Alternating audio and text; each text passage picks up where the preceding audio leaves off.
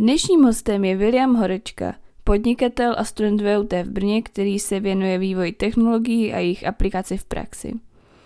V rámci VUT vedl projekty studentského týmu Strilab, mezi které patří například ponorka Argo určená k průzkumu Hradinské propasti.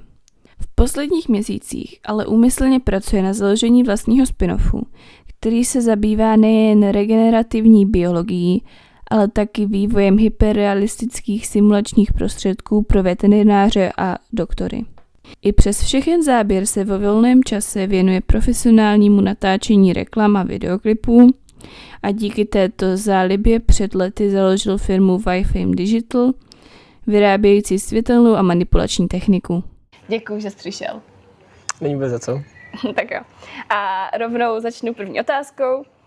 Když ti bylo 15, měl jsi jasno, co chceš v životě dělat? Já si myslím, že jo, že asi od 10 let jsem věděl, že se chci věnovat technologiím, chci se věnovat medicíně a chci hlavně pomáhat lidem. A od té doby jsem se vlastně nějak na to snažil navázat a celou vlastně svoji životní kariéru i přes nějaké odchylky jsem se tou cestou snažil ubírat. Kdybys měl sebe v 15 nebo třeba v těch 10 stručně popsat, jaký jsi byl a jaký jsi byl student? Když to začneme od té spíš druhé části otázky, jaký jsem byl student, tak určitě jsem nebyl vzorným studentem, jo. Ty 3, 4, jsem tam 5 tam prostě lítaly.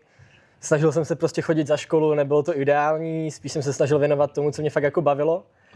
Ale vždycky jsem se snažil, ať ty známky nějak výjdou do té 3, přeci jen být dobrý student je fajn. A nějak jsem se vždycky snažil hlavně rozvíjet jako ty mimoškolní aktivity, které mě jako hodně naplňovaly a které si myslím, že i dneska stanovily tu kariérní dráhu tam, kde jsem. Že říkají ti někdy rodiče, musíš se učit, abys měl dobré známky, aby se dostal na dobrou školu a pak si našel dobrou práci? Nebo co si o tom myslíš dneska?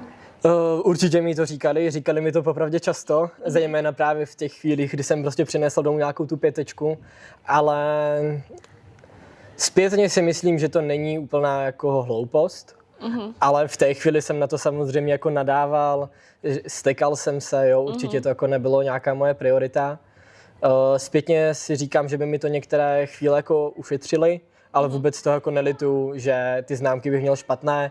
Myslím si, že člověk by se hlavně měl věnovat tomu, co je dobrý a taky částečně tomu studiu, tak ať úplně jako se nepropadá, ale nějak jako prochází, hlavně ať ho naplňuje to, co v životě dělá.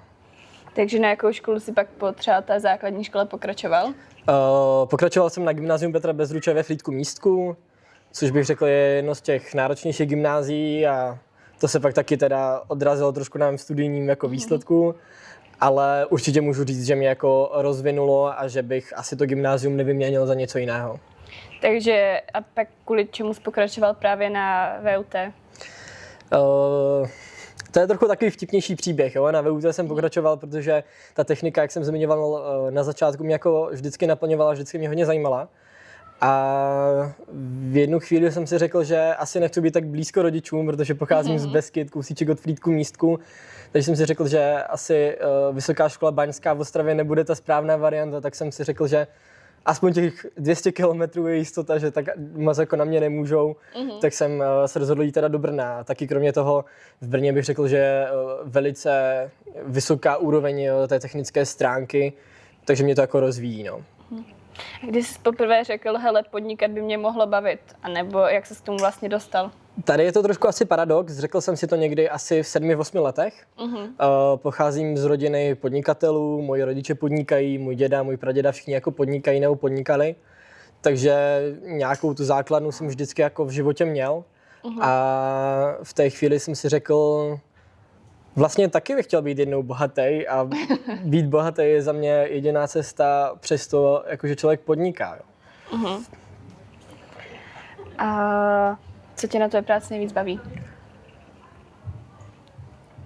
Na mé práci mě nejvíc asi baví ta diverzifikace, jo? Že pořád to není vlastně jednotné, jak se věnuju těm technologiím, marketingu, vědu se medicíně, takže to pořád není na jedno brdo, je to trošku rozdílné.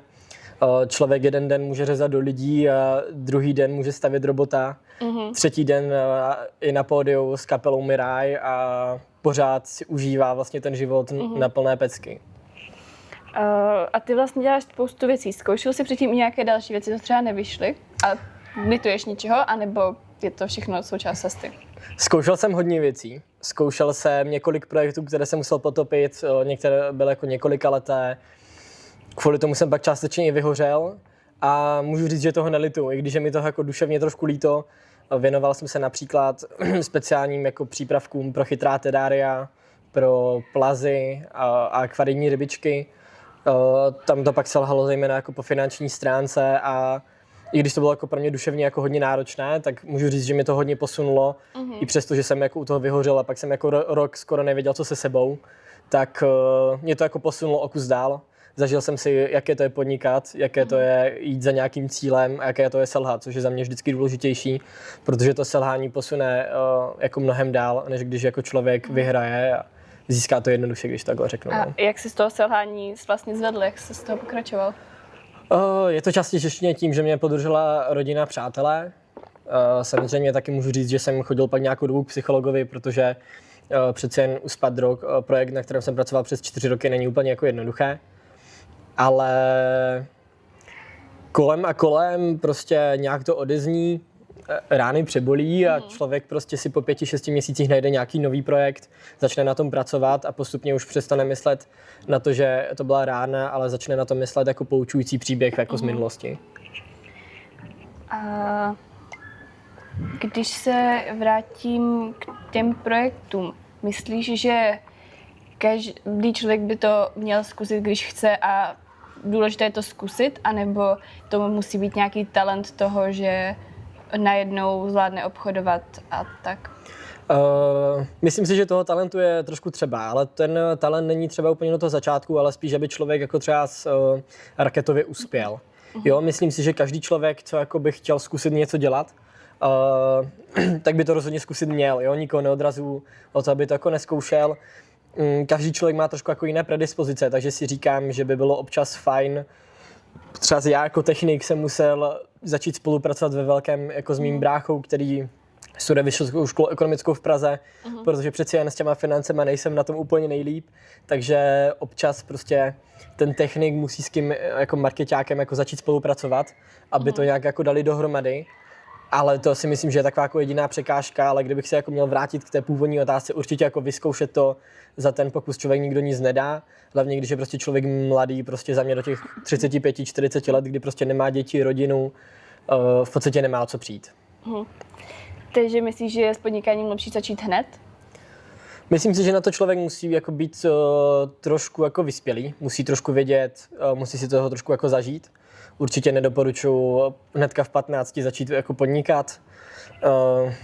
Nemůžu říct, že já jsem takhle neměl, když jsem začínal natáčet profesionálně, ale zpětně můžu říct, že kdybych 2-3 roky pracoval pod nějakou agenturou nebo firmou, tak by mi to dalo mnohem víc, než co mi to jako, než jako kdybych začal úplně jako od začátku. No.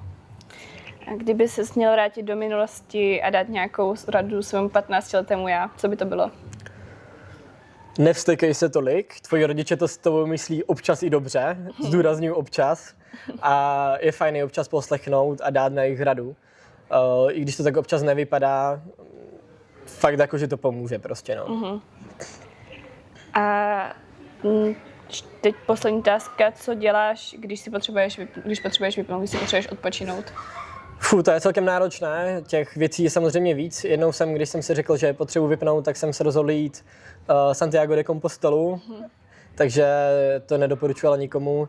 Většinou si prostě pustím hudbu na plné pecky, takže v podstatě už neslyším nic já a všichni celé okolí to slyší. Snažím se si kreslit nebo si tam jako zahraju nějakou počítačovou hru. Výjimečně teda můžu říct, že šáhnu po alkoholickém nápoji na odreagování, ale samozřejmě ve zdravé míře. Tak s touhle krásnou odpovědí bych to ukončila. Děkuju moc, že jsi přišel. Není vůbec za co, taky děkuju, že jsem byl pozván.